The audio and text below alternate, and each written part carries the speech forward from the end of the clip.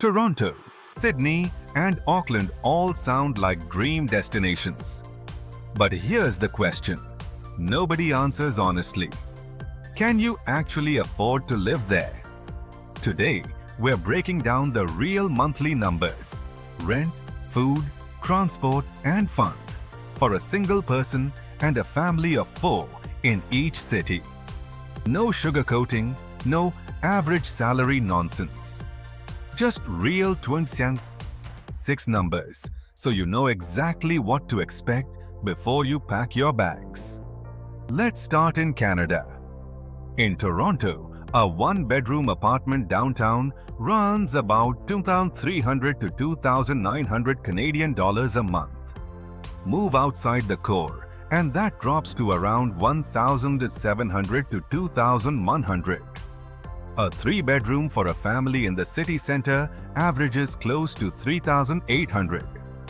For a single person living downtown, expect a total monthly budget of roughly $3,500 to $4,000.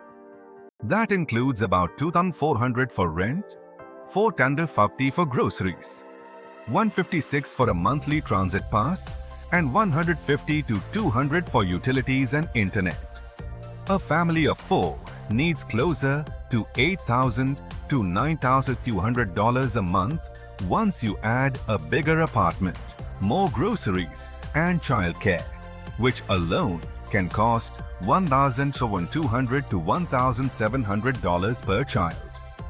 Toronto is Canada's most expensive city, but it's also home to the country's biggest job market in finance and tech. A mid-range dinner runs $40 to $60 per person, and a Raptors or Blue Jays ticket can cost anywhere from $40 to $200. Winters last 4 to 5 months, which limits outdoor fun and pushes heating bills up to $250 a month. Now, let's cross the Pacific to Sydney, Australia. A one-bedroom apartment in the city centre averages 700 to 70 Australian dollars a week. That's roughly 3,000 to 3,250 a month. Outside the centre, rents drop to around 1,700 to 2,500 a month. A single person living comfortably in Sydney needs about $3,700 to $5,400 a month all in. That's rent around $2,500 to $3,000, groceries at $400 to $600, an Opal transport card near $150, and utilities close to $220 to $300. A family of 4 in Sydney typically spends $6,500 to $9,200 a month. Groceries alone run $800 to $1,200 for a family. And if your kids need private school or full-time childcare, add well over $1,500 more. One thing newcomers underestimate: Australian income tax. At an average tax rate around 32.5%, a single person usually needs a gross salary between $90,000 and $120,000 a year to live comfortably, and families often need $180,000 to $240,000 combined. Finally, Auckland, New Zealand. Rent here is quoted weekly, not monthly. A one-bedroom apartment averages 500 to 700 New Zealand dollars a week in the centre, which is about 2,200 to 3,000 a month.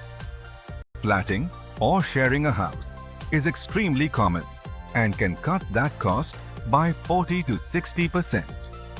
A single person renting alone in Auckland needs roughly $3,200 to $3,800 a month to live comfortably.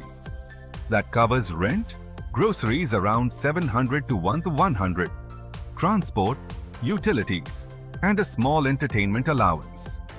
Choosing to flat instead of renting solo can bring your total down to $2,400 to $2,800. A family of 4 in Auckland should budget $7,000 to $9,300 a month. Childcare is a major cost here too, running $300 to $450 a week per child, before the government's 20 hours free early childhood education subsidy kicks in at age 3. New Zealand's remoteness means groceries and fuel can be surprisingly expensive.